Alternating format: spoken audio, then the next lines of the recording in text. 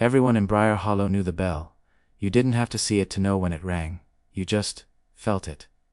Every night at 9:09 p.m., the sound rolled through town, low, steady, calm, not loud, not frightening, just present. People paused mid-conversation. Dogs stopped barking. Screens dimmed for a split second, like the world blinking. Then life continued. No one questioned it. Because the bell had always rung. The bell tower stood in the center of town, older than the roads, older than most of the buildings.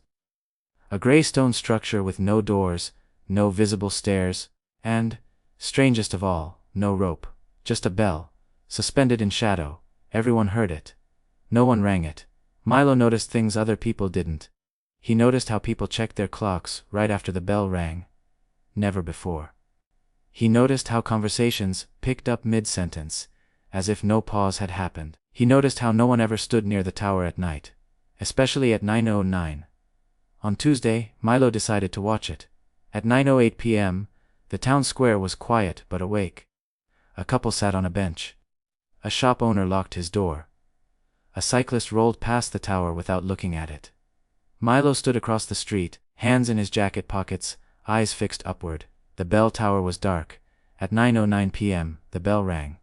Deep, smooth, perfect. The sound vibrated through Milo's chest, but something was wrong. The bell didn't move. No sway, no follow-through. Just sound. As if the noise came from inside the stone itself. The next night, Milo came back earlier, 9:05 p.m. This time he walked closer. The air near the tower felt colder, thicker, like standing underwater. He circled it slowly.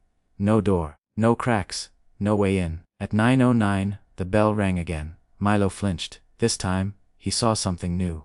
For just a moment, a shadow inside the tower shifted. Not the bell, something behind it. On Wednesday, the bell didn't ring. At 9:09 p.m., the town froze in confusion. People checked their phones. Brows furrowed. Someone laughed nervously. Power outage. Glitch. Guess it skipped tonight. The silence felt wrong.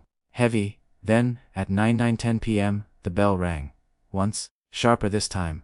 Almost impatient. That night, Milo dreamed of standing in the tower, hands raised, pushing the bell with all his strength, even though he'd never touched it before. Thursday morning someone was missing. Not vanished. Just absent. Mrs. Calder's bakery opened on time. The lights were on. The bread was warm, but Mrs. Calder herself never came downstairs. People said she must have moved, or gotten sick, or forgotten. No one went upstairs to check. At 9:09 p.m. that night, the bell rang again, perfectly on time. Milo knew then. The bell wasn't automatic, it was assigned, so he went to the tower. At 9:07 p.m. the square was empty. At 9:08, the shadows deepened. At 9:09, nothing happened. No sound. Milo stepped closer. The stone wall shifted. A seam appeared where there hadn't been one before. A door, it opened silently. Inside, the tower was larger than it should have been. And there was the bell. Up close. Enormous. Worn smooth by time. And beneath it, a platform. With handprints carved into the stone. Human-sized. A voice spoke. Not from above, from all around. The bell must be rung. Milo swallowed. Why? So the town continues. He looked down. Names were etched into the floor, dozens of them. Some faded. Some fresh. He recognized one. Mrs. Calder. The bell trembled. 9:09 p.m. was approaching. Everyone hears it, the voice said. Only one rings it. Milo backed away. I won't. The voice didn't argue. The bell stayed silent. For 10 seconds. Then the town screamed. Lights flickered out across Briar Hollow. Cars stalled. People clutched their heads, as if pressure built inside them.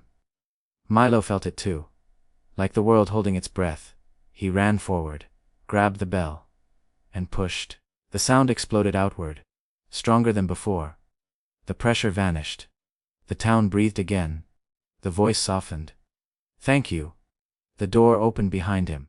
Milo stumbled out into the night. The tower sealed itself. Stone seamless once more. The next day, Mrs. Calder's bakery was closed. A new name appeared etched faintly at the base of the tower. Mellow. At 9:09 p.m., the bell rang. Perfect. Steady. And somewhere in Briar Hollow, a different kid stopped and frowned. because for the first time, the bell sounded closer.